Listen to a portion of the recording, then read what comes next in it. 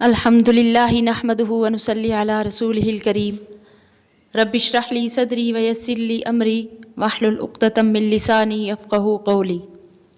یہاں تک ان مستحقین میراث کے حصوں کا بیان تھا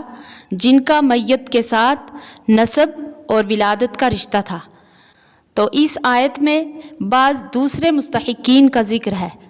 اور میت سے ان کا رشتہ نسب کا نہیں بلکہ ازدواج کا ہے۔ اعوذ باللہ من الشیطان الرجیم، بسم اللہ الرحمن الرحیم۔ وَلَكُمْ نِصْفُ مَا تَرَكَ أَزْوَاجُكُمْ، اور تمہارا ہے آدھا مال جو کہ چھوڑ جائیں تمہاری عورتیں، إِن لَمْ يَكُنْ لَهُنَّ وَلَدٌ، اگر نہ ہوں ان عورتوں کی اولاد۔ فَإِن كَانَ لَهُنَّ وَلَدٌ فَلَكُمُ الرُّبُعُ مِمَّا تَرَكْنَ مِن بَعْدِ وَصِيَّةٍ يُوصِينَ بِهَا أَوْ دَيْنٍ، اور اگر ان کی اولاد ہے تو تمہارے لیے چوتھائی ہے اس میں سے جو وہ چھوڑ گئیں وصیت کے بعد، جو وہ کر گئیں یا قرض ادا کرنے کے بعد۔ تو اس آیت میں بتلایا گیا ہے کہ اگر وہ بیویاں جو مر جائیں اور ان کی کچھ اولاد ہو، اولاد تم سے ہو یا پہلے شوہر سے، تو اس صورت میں تم کو ان کے ترکہ سے 1/4 ملے گا۔ لیکن ہر صورت میں یہ میراث وصیت کیے ہوئے مال کو نکالنے کے بعد کہ وہ اس کی وصیت کر جائیں، یا پھر اگر قرض ہو تو اس کو نکالنے کے بعد ملے گی۔ وَلَهُنَّ الرُّبُعُ مِمَّا تَرَكْتُمْ إِن لَّمْ يَكُن لَّكُمْ وَلَدٌ، اور عورتوں کے لیے چوتھائی مال ہے اس میں سے جو چھوڑ مرو تم اگر نہ ہو تمہارے اولاد۔ تو آیت کا مطلب یہ ہے کہ جس ترکہ کو تم چھوڑ کر مر جاؤ تو اس میں بیویوں کو چوتھائی ملے گا، تو خواہ وہ ایک ہو یا کئی بیوی ہوں، وہ چوتھائی سب میں برابر بٹ جائے گا۔ یعنی الگ الگ چوتھائی نہیں ملے گا بلکہ اسی چوتھائی میں سب بیویوں کو شریک کیا جائے گا۔ یہ چوتھائی اس وقت ملے گا جب تمہاری کوئی اولاد نہیں ہے، نہ لڑکے ہیں نہ لڑکیاں ہیں۔ فَإِن كَانَ لَكُمْ وَلَدٌ فَلَهُنَّ الثُّمُنُ مِمَّا تَرَكْتُم مِّن بَعْدِ وَصِيَّةٍ تُوصُونَ بِهَا أَوْ دَيْنٍ،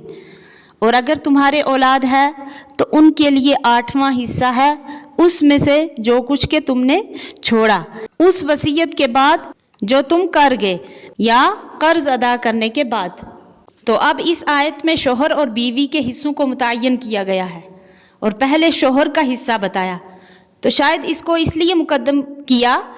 کہ اس کی اہمیت ظاہر کرنا مقصود ہے، کیونکہ عورت کی وفات کے بعد شوہر دوسرے گھر کا آدمی ہو جاتا ہے۔ اگر اپنے میکے میں عورت کا انتقال ہوا ہو اور اس کا مال وہی ہو تو شوہر کا حصہ دینے سے گریز کیا جاتا ہے، تو گویا اس زیادتی کو ختم کرنے کے لیے شوہر کا حصہ پہلے بیان فرمایا۔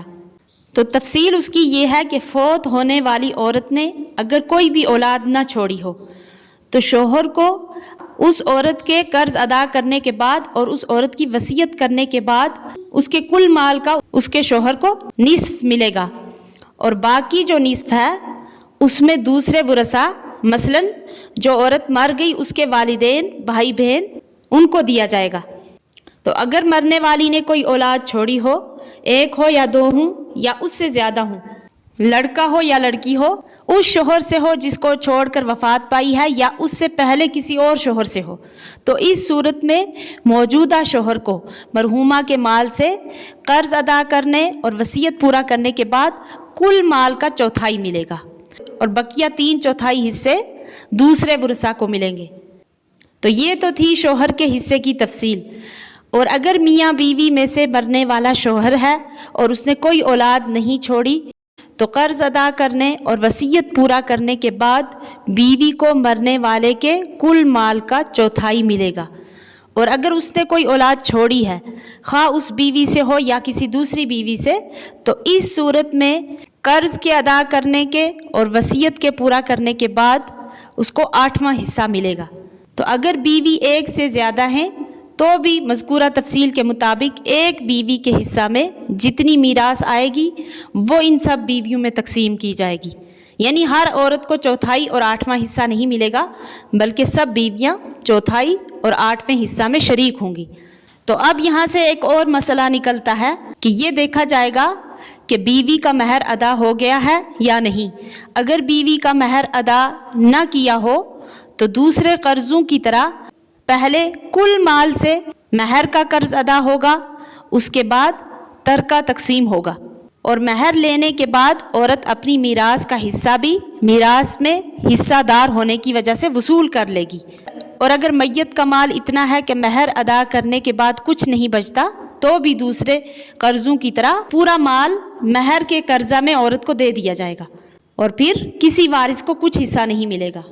اللہ تعالیٰ صحیح سمجھنے کی توفیق عطا فرمائے، آمین۔